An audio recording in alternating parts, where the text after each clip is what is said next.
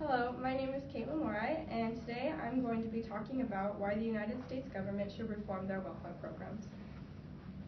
My research question was, should a reform of the United States welfare programs be made? My question was mainly derived from President Nixon's address to the Union on Labor Day, because within it he states, "We see some members of disadvantaged groups being told to take the welfare road rather than the road of self-sufficiency and self-respect." His speech connected to the underlying theme in the stimulus materials of declining work ethics in America and its effects. To first understand the importance and impact of welfare, we must first know just exactly what welfare is. In the United States, welfare is a series of government assistance programs created to benefit the poor, elderly, disabled, and other disadvantaged groups. These systems benefits include Social Security, which provides monetary assistance to retired people, WIC and SNAP, those are both food and nutrition assistance programs to help unemployed families or any person who qualifies. And then there's Medicare and CHIP. They both provide health care to people at little or no cost. Overall, there's more than 80 welfare programs throughout the nation, and each of these programs and their benefits are aimed to combat the hardships of living on a low wage and a high-priced economy. But in reality, they are grossly ineffective for the majority of those seeking assistance. In the early 60s and 70s, the poverty rates in America were alarmingly high, with up to 22% of the population living at or near poverty. In President Lyndon's State of the Union address and President Nixon's address to the Union on Labor Day, they both commented on poverty and the need for increased welfare usage. To begin work on decreasing poverty, the Economic Opportunity Act of 1964 was created to open job and education opportunities to the lower classes. This also added on to the welfare programs and greatly expanded it. Later that decade, the welfare programs through this were expanded and did lower a lot of poverty rates. This is what President Lyndon described as the war on poverty. But currently, the United States is losing this war on poverty and has not significantly decreased poverty in the past 30 years. Some of the main issues I found with welfare is it's financially unsustainable, it causes government dependency, and it discourages marriage and family. In the United States alone, 69.4% of government spending goes towards welfare, overtaking defense and education spending. This means that less than 30% of our nation's money is spent on our soldiers defending our country and educating our youth and adults of America. Instead, this money is sent to benefit the poor, and in some cases it does, but mostly it is putting a large strain on the economy and is not in fact helping. Additionally, most of this money is not returned because there is a lack of work requirement, meaning that those who are utilizing welfare do not have to have a job and do not have to actively seek to find one. And they choose to not be self-sufficient and just live off welfare, much like President Nixon said. Since the 1990s, the national welfare rate has not steadily dropped either. It has actually increased.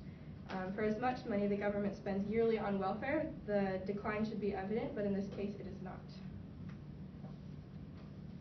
So the graph on the right depicts the projected growth on the amount spent on welfare. So you can see from 2009 to 2018, it is projected that the United States will spend $10.3 trillion on welfare alone. And the graph on the left shows the poverty rate since 1960. So we see right around President Nixon and Lyndon, from 1960 to 1970, the poverty rates dropped to around 13%. But since then, it has plateaued and has risen slightly in the last decade. So when these graphs are combined, the price of welfare is growing quickly by leaps and bounds, while the poverty rates are not. Along with its unsustainability, it also causes a long cycle of government dependency.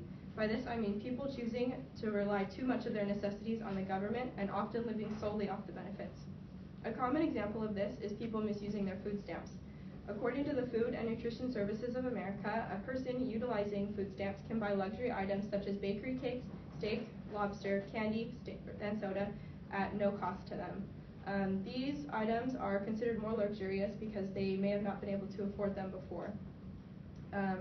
But luxurious items such as this are causing government dependency. To kind of put this into perspective, imagine that you are living in the poor area of a big city, making maybe a couple dollars a day off a side job because you can't get hired anywhere. Imagine that you figure you'll apply for welfare and you get accepted. So now every week you get a little coupon in the mail that says you can get a nice big steak and lobster dinner and then a bakery cake for dessert. All of a sudden the self-sufficiency door closes and the government dependency one opens, simply because it is easier to live off of welfare than it is to find a job. This case is quite common among single people asking for welfare. From this, it can be concluded that large benefits and the luxuriousness of them cause dependency, simply because it's easier to live off of welfare. Another major downside to those in need of welfare is the marriage penalty. This particular penalty is applied when two individuals living on welfare incomes combine through marriage, and a significant amount of benefits is then deducted. The idea behind the marriage penalty makes sense, as two incomes often make one large one, and therefore they need less. But in reality, most people on welfare do not marry because of this reason. Instead, they live together and they can still have a family, but they are not married. The marriage penalty not only affects the couple, but it also affects their possible children. Adolescents who are raised in a home with two parents, on average, have higher academic achievement, better emotional health, and fewer behavioral problems, whereas children in single-parent homes are more than 5 times as likely to be poor and have a higher dropout rate. Yet the government still penalizes those looking for assistance. This penalty also greatly affects those children in the future because they are more likely to ask for government assistance and therefore be government dependent. For these mentioned reasons, welfare must be reformed. But since the system is so large and affects so many people, it needs to be done so delicately. This system must overtake small changes incrementally, or collapse is possible. To start, the government needs to slowly cut spending on welfare and give that money to the education and defense spending, because, like previously mentioned, education can open up so many more opportunities than a high school dropout can. This cut will temporarily raise poverty rates, but it will decrease in the future as more people are educated.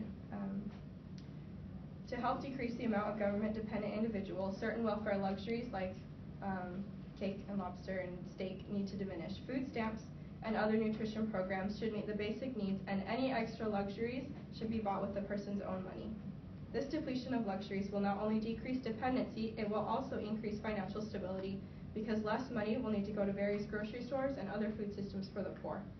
Lastly, the marriage penalty needs to be done away with because, like mentioned, children in married parent homes are more likely to be successful than in single parent homes in poor communities.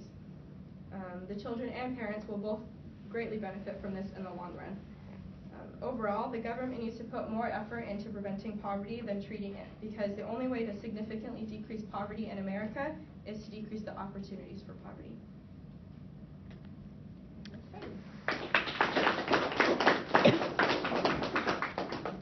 Thank you, and I have 2 questions for you. First, how valid and reliable are those sources you used, and how do you know, and which sources did not work for you?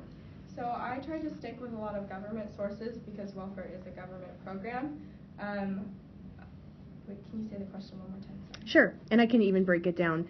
Okay. Let's start with how valid and reliable are the sources you used? Okay, so I know that my sources are valid because I use government sources, and I try to stay away from journalistic sources because they can be biased in cases like this. And then, which sources did not work for you?